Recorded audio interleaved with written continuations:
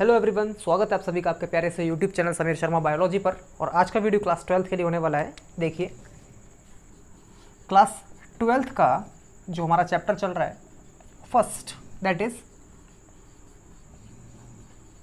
Reproduction in organisms. So बेटा, last lecture में हम लोगों ने देखा था, जो रिप्रोडक्शन हम लोगों ने पढ़ा था उसके कुछ इवेंट्स पढ़े थे। और इवेंट्स में हम लोगों ने क्या देखा था, सबसे पहला जो इवेंट था जो कि था प्री फर्टिलाइजेशन इवेंट। और इस पर मैंने एक डिटेल वीडियो बना रखा है, अगर आप लोगों ने वो नहीं देखा तो फिर आप उसको डिस्क्रिप्शन में जाकर लिंक मैंने दे रखा है, वहाँ पर देख सकते हैं। ओके, और इससे पहले भी मैंने बहुत सारी वीडियोस बना रखे हैं, उन सारे के सारे वीडियोस के आपके लिंक डिस्क्रिप्शन बॉक्स में है। ओके, अगर आप इसको देखना चाहते हैं तो आप वहाँ पर देख सकते हैं। प्री फर्टिलाइजेशन को स्टार्ट करने से पहले मैंने कुछ और भी चीज़ें बताई थी जो जानने के लिए इंपॉर्टेंट थी, और वो भी हालांकि उसी लेक्चर में दे रखी हैं इससे प्रीवियस वाले में, तो वो भी आप देख सकते हैं। ओके, इसके बाद हम लोग आज स्टार्ट करने वाले हैं, हमारा टॉपिक जो रहेगा फर्टिलाइजेशन। ओके, प्री फर्टिलाइजेशन में हम लोगों ने जाना था दो प्रोसेस के बारे में। एक था बेटा गैमेटोजेनेसिस के बारे में, और एक था gamete transfer.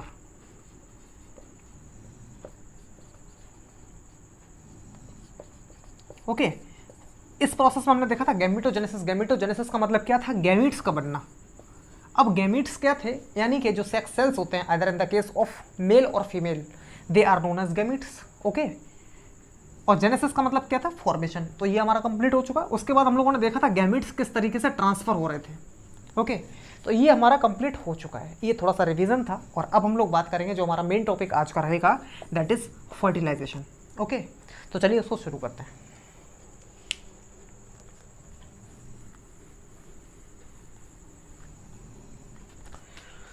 So today we will talk about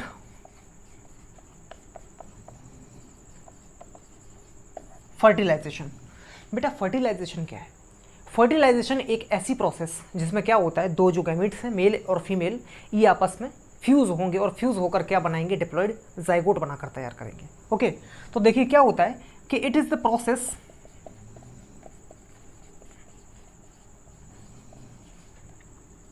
in which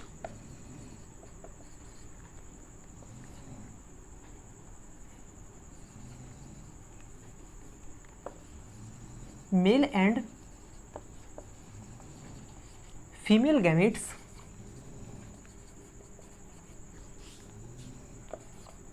fuse together and make diploid zygote। Okay, इसको हम अलग तरीके से भी लिख सकते हैं कि the fusion of male and female gametes। Okay, यानी कि एक मेल गैमीट है और एक फीमेल गैमीट है। इन साइन को आप समझ सकते हैं, ये जो साइन होता है ये मेल का होता है और ये फीमेल का होता है। ये दोनों गैमीट्स आपस में जब मिले, इन्होंने बनाकर क्या तैयार कर दिया बेटा, एक जाइगोट बनाकर तैयार किया, जो कैसा है, डिप्लॉयड है। ओके, क्योंकि गैमीट्स हमेशा कैसे होते हैं, हैप्लॉयड होते हैं। हैप्लॉयड का मतलब क्या है, सिंगल, और ये बनकर कैसे हो जाते हैं, डिप्लॉयड। ओके, तो ये बेटा था फर्टिलाइजेशन। अब ये जो फर्टिलाइजेशन होता है, ये एक्चुअली होता है दो टाइप का। ओके, एक होता है इंटरनल फर्टिलाइजेशन और एक होता है एक्सटर्नल फर्टिलाइजेशन। अब इंटरनल और एक्सटर्नल क्या है, इनके ऊपर थोड़ी सी मैं रोशनी डालता हूँ, वो देखिए बेटा। ठीक है, तो आप लोग जो नोट करना चाहते हैं फटाफट इसको नोट कीजिए, वीडियो को पॉज कीजिए और इसको नोट कीजिए। अब हम लोग देखेंगे फर्टिलाइजेशन के जो टाइप होते हैं वो दो टाइप के होते हैं एक्चुअली। ठीक है, तो जो फर्टिलाइजेशन है वो एक्चुअली दो टाइप का है। इसको हम डिवाइड करके लिख लेते हैं। तो ये हमारा है इंटरनल फर्टिलाइजेशन,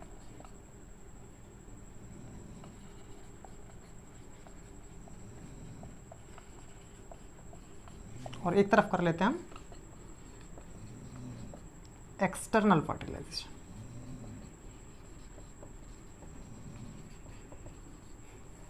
अब इंटरनल और एक्सटर्नल में क्या फ़र्क है? मान लीजिए ये एक फीमेल बॉडी है, इसके अंदर जब एक मेल गैमीट फ्यूज़ करेगा इस बॉडी के अंदर जाकर, then it will be called internal fertilisation. और जब कभी भी बॉडी के बाहर फर्टिलाइजेशन होता है, ऐसे केसेस में हम कहते हैं एक्सटर्नल फर्टिलाइजेशन। अब इंटरनल और एक्सटर्नल को थोड़ा सा और डीपली समझते हैं, मैं कुछ एग्जांपल से आपको समझाता हूँ। एक्सटर्नल फर्टिलाइजेशन के कुछ एग्जांपल्स देखिए। जनरली जो भी एल्गी होती है, यानी कि मेजॉरिटी में, ओके, ये बहुत ज़्यादा अमाउंट में जो एल्गी होती है वो सब फर्टिलाइज जो होती है वो किससे होती है? एक्सटर्नल फर्टिलाइजेशन से होती है, ओके। कुछ एम्फीबियंस होते हैं,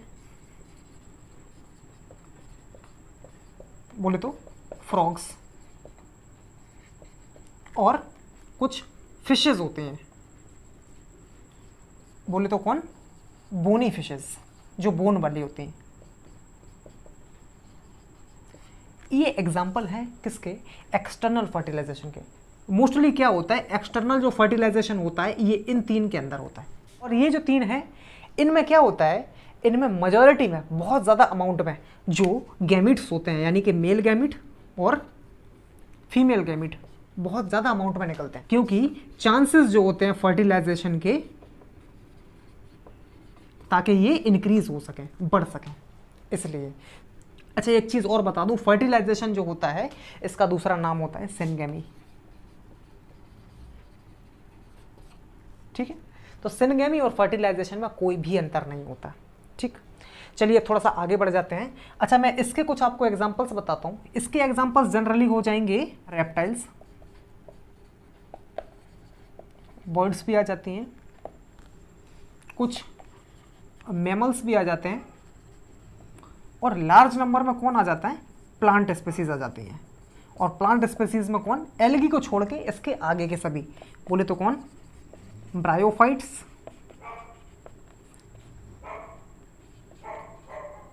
टेरिडोफाइट्स, जिम्नोस्पर्म्स,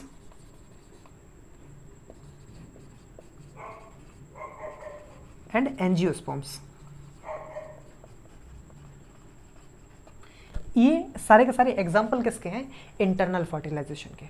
अब इंटरनल और एक्सटर्नल के बारे में थोड़ा सा और डीप जान लीजिए। देखिए, मैंने कुछ ये एग्जाम्पल्स आपको पहले बता दिए हैं ताकि आपको बहुत ज़्यादा अच्छे तरीके से समझ में आ सके, ठीक है। तो इसको फटाफट आप नोट कीजिए और जल्दी से हम लोग प्रॉपर तरीके से इसके और भी ज़्यादा जो आगे आने वाले हैं पॉइंट्स वो लिखते हैं।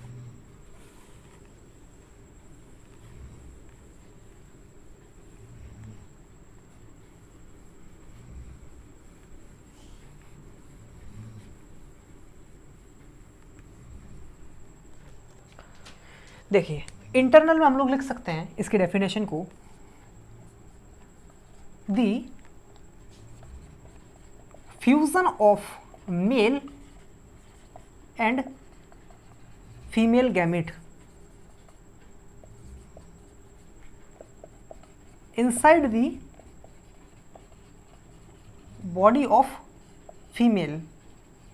ये पहला हुआ कि जो फ्यूजन होता है बेटा मेल और फीमेल गैमीट का, वो कहाँ होता है? फीमेल की बॉडी के अंदर होता है, और ये जो होता है ये बाहर होता है। तो हम इसको लिख सकते हैं, तो फ्यूजन ऑफ गैमीट्स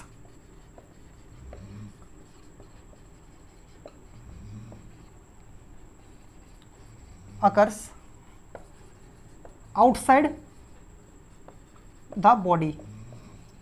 तो बॉडी के बाहर होता है, और बाहर होता है तो वो जगह कौन सी होती है? वाटर। तो जनरली वाटर में होता है बेटा ऐसा, जिसके एग्जांपल आप समझ चुके हैं। जैसे मैंने आपको बोनी फिश बताया, एम्फीबियन में आपको फ्रॉग बताया, और कुछ एल्गी मेजॉरिटी में, यानी कि बहुत सारी एल्गी जनरली ऐसे ही रिप्रोड्यूस होती हैं। पूरा का पूरा जो फर्टिलाइजेशन होता है वो बाहर होता है इन the case of algae, okay. तो एक्सटर्नल फर्टिलाइजेशन में और इंटरनल फर्टिलाइजेशन में हमने एक एक पॉइंट देख लिए। चलिए हम सेकंड पॉइंट की बात करते हैं। सेकंड पॉइंट में बेटा हम देखते हैं क्या होता है कि जो इंटरनल फर्टिलाइजेशन होता है इसमें जो स्पर्म होता है, यानी कि male cell, male germ cell, वो बहुत ज़्यादा क्वांटिटी में निकलता है, ओके। यानी कि मिलियंस में स्पर्म सेल होते हैं, लेकिन जो फीमेल सेल होते हैं वो बहुत कम होते हैं, ठीक है। तो ये एक पॉइंट बन सकता है। यहाँ पर क्या होता है? मेल जर्म सेल्स बोल सकते हैं gametes, male gametes release in large quantity,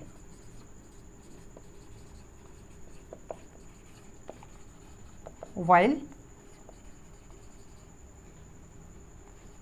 female gametes are less in number.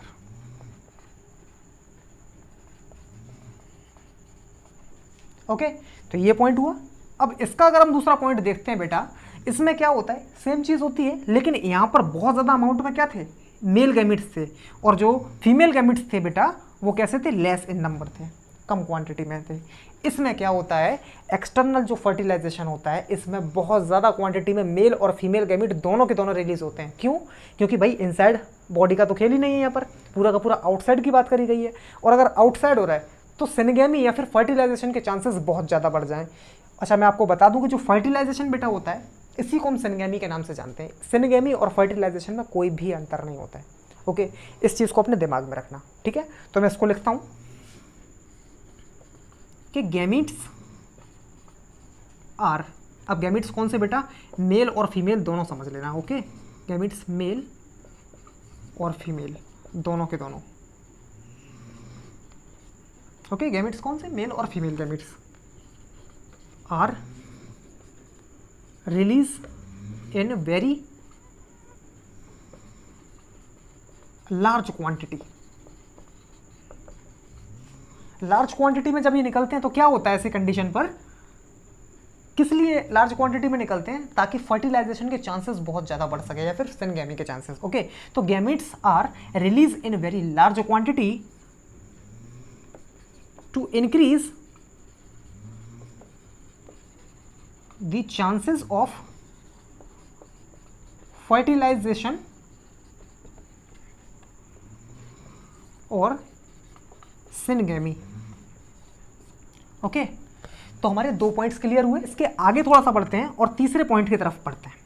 तीसरे पॉइंट में क्या होता है बेटा, अब यहां पर हम लोगों को ये पता चल गया कि किस तरीके से गैमेट्स ट्रांसफर होते हैं, किस तरीके से यहां पर रहते हैं।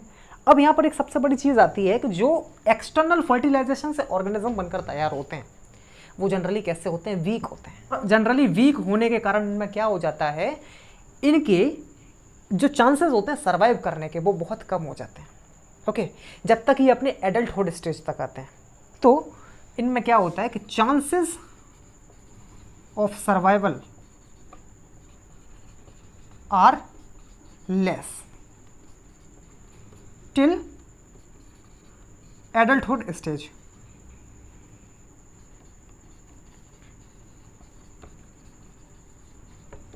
ओके, तो ये हमारी तीन चीजें यहां पर कंप्लीट हुई। अगर यहां पर देखें तो यहां पर सर्वाइवल के चांसेस बढ़ जाते हैं। ओके, तो हम कह सकते हैं कि chances of survival increases. Okay, यहाँ पर इंक्रीज हो रहे हैं और यहाँ पर क्या हो रहे हैं बेटा, डिक्रीज हो रहे हैं, लेस होते हैं। तो आई होप आप लोगों को ये तीन पॉइंट अच्छी तरीके से दिमाग में आ गए होंगे, आपने अच्छी तरीके से इनको समझ लिया होगा। इनको बेटा बहुत अच्छी तरीके से लिख लेना, और एग्जाम्पल्स मैं आपको शुरू में लिखवा चुका हूँ, ठीक है। तो आई होप आप लोगों को ये प्रॉपर तरीके से क्लियर हो गया होगा।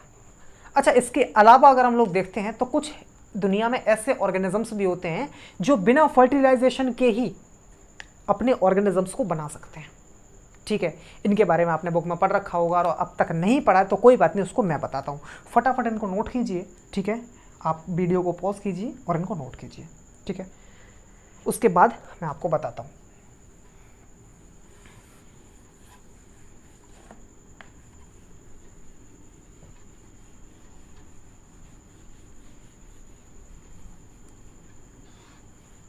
इसके आगे हम लोग बात करते हैं। समझिए बेटा कि दुनिया में कुछ ऐसे ऑर्गेनिजम्स भी होते हैं जो कि बिना फर्टिलाइजेशन के डेवलप हो जाते हैं, यानी कि जो फीमेल गैमेट होता है वो डायरेक्टली कन्वर्ट किस में हो जाता है, एक ऑर्गेनिज्म में, बिना फर्टिलाइजेशन के। ऐसी भी प्रोसेस हैं दुनिया में, और ऐसी प्रोसेस को हम बोलते हैं पार्थेनोजेनेसिस। आप लोगों ने पढ़ा होगा। ओके, देखिए कि development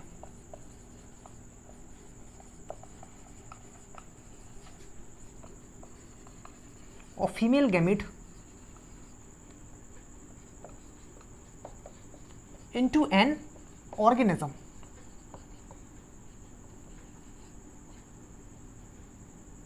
organism without fertilization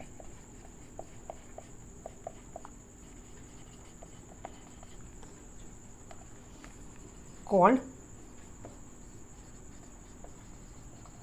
parthenogenesis. Okay, ऐसी कंडीशन जो होती है उसको हम किस नाम से जानते हैं? उसको हम पार्थेनोजेनेसिस के नाम से जानते हैं। ओके, हालांकि पार्थेनोजेनेसिस और पार्थेनोकार्पी ये जो है इसके ऊपर मैं डिटेल्ड वीडियो बनाने वाला हूं, so don't worry about that. अभी आप सिर्फ इतना समझिए कि जो डेवलपमेंट होता है फीमेल गैमीट का, वो डायरेक्टली जब ऑर्गेनिज्म में कन्वर्ट हो जाता है बिना फर्टिलाइजेशन के, ऐसी कंडीशन को हम बोलते हैं पार्थेनोजेनेसिस। तो दुनिया में ऐसे कुछ ऑर्गेनिज्म हैं जो डायरेक्टली डेवलप होते हैं, जिसमें कुछ होते हैं रोटिफर्स। देखिए मैं ये एग्जांपल्स लिख रहा हूं, तो एग्जांपल इसमें कुछ ऐसे होते हैं पार्थेनोजेनेसिस के। रोटिफर्स, हनी बी, ओके, कुछ लिजर्ड्स भी होती हैं, सम लिजर्ड्स, एंड कुछ बर्ड्स भी होती हैं।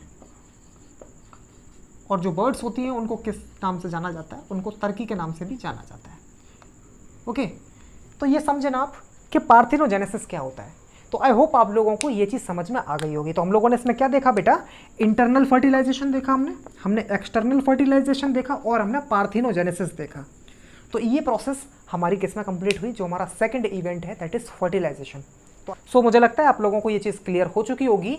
तो हम लोग जल्दी से फटाफट अपने नए लेक्चर में मिलते हैं, पोस्ट फर्टिलाइजेशन इवेंट, और जो हमने बताया अभी पार्थेनोजेनेसिस एंड पार्थेनोकार्पी, इसके ऊपर एक डिटेल लेक्चर लेकर आने वाला हूँ मैं। ओके, सो फटाफट हम लोग नए लेक्चर में मिलते हैं। तब तक के लिए खुश रहो, ख्याल रखो, और नोट्स बनाते रहो, पढ़ते रहो। And if you really enjoyed this video, then please hit the like button, subscribe this channel and share this video to your friends. Okay, so thank you so much.